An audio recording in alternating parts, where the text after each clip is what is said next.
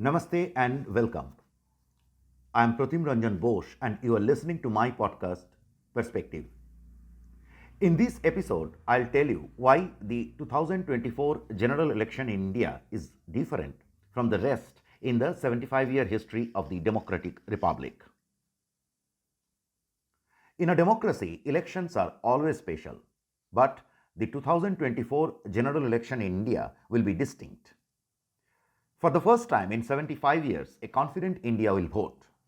And it is widely anticipated that Prime Minister Narendra Modi's Bharatiya Janata Party, BJP, will return to power for a consecutive third term to equal the records of India's first Prime Minister, Jawaharlal Nehru, of Congress.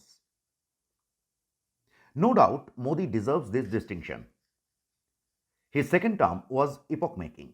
The government has delivered on both emotive and economic fronts. For the first time since independence in 1947, India is a shining star amidst global economic distress and destruction. Modi's government is stable and popular after 10 years in office. The economy is growing at the fastest pace among global peers. India is taking confident steps in domestic and foreign policy fronts. Such confidence was missing in the past.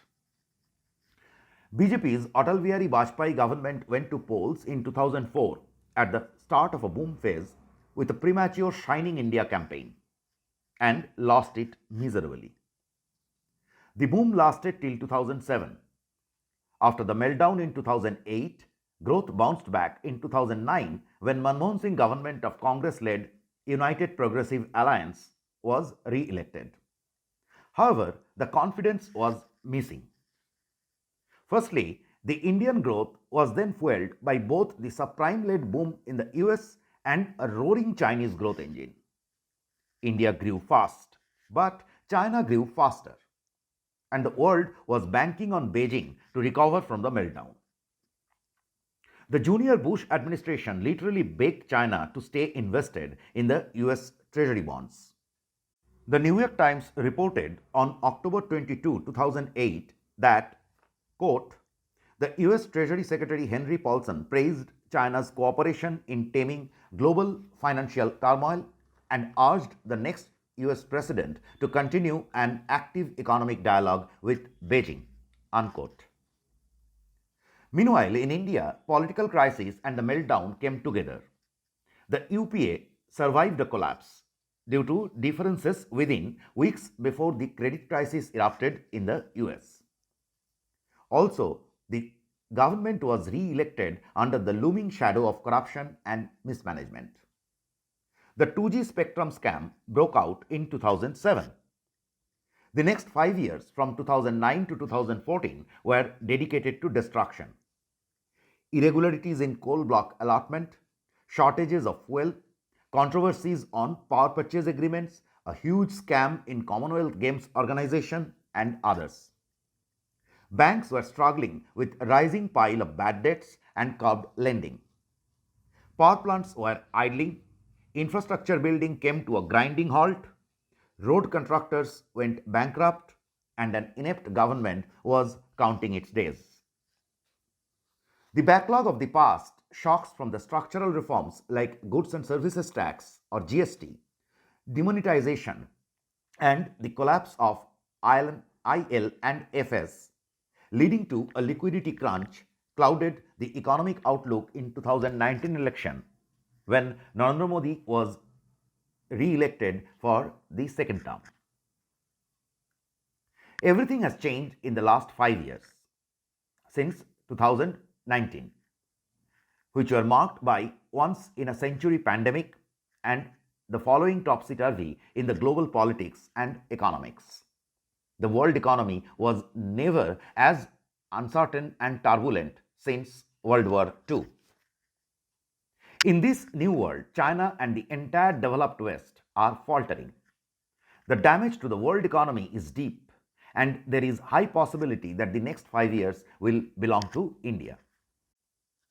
The Narendra Modi government deserves full credit for protecting national interests so well over the last 5 years that Indians could barely feel the storm outside.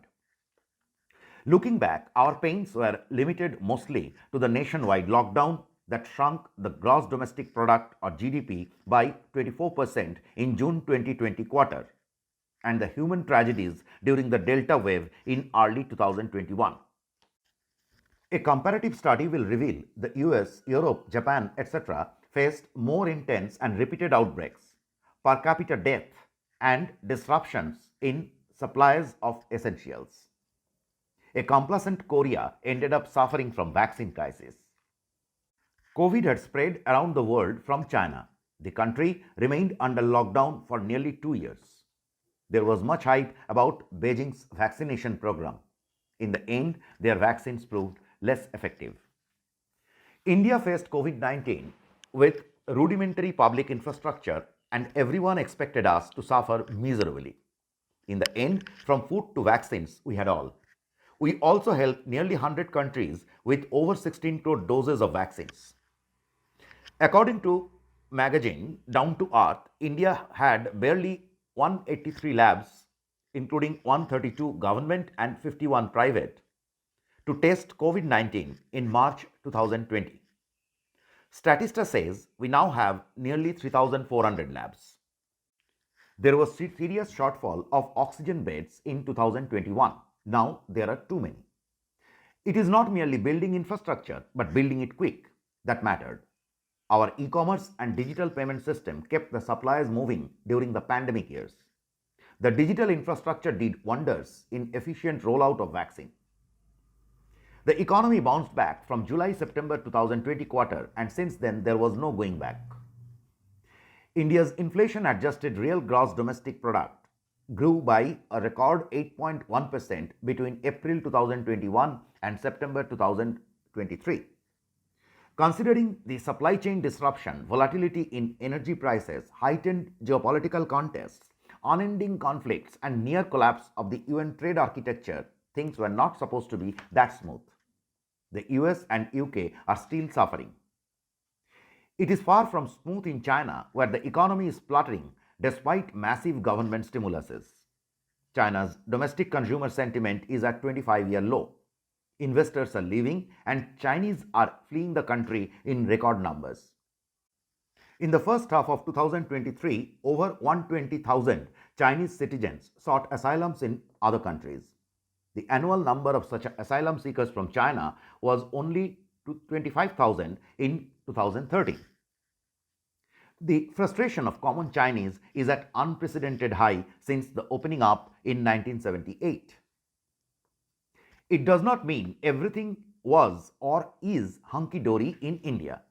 Consumer confidence and job opportunities dipped in 2020, but since then it is only moving up, and consistently so.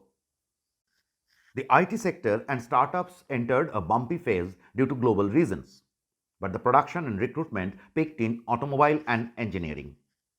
The campus recruitment of students from the core engineering disciplines peaked.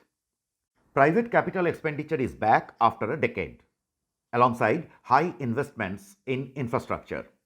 Our highway, railway, port, and airport infrastructure were never as good, and we are getting better. We are at least 2 decades behind China on the investment curve. But the arrival of Apple, GE, and other top-notch brands is proof that we have finally arrived as a global investment destination. And we did it with democracy. India conducted state elections on schedule even during the pandemic hit 2020 and 2021. BJP lost some of them, but the democracy gained confidence. To put it into perspective, we did extraordinarily well in all fronts. Unforeseen circumstances apart, the economy is well poised to enter higher growth trajectory after the election that will start in next 2 months. Nehru's third term was a disaster, marked by India's meek surrender before the Chinese attack. India should achieve newer heights in Modi's third term between 2024 and 2029. Thank you for listening to Perspective. If you like this episode, please share and subscribe. See you next week. फिर मिलेंगे.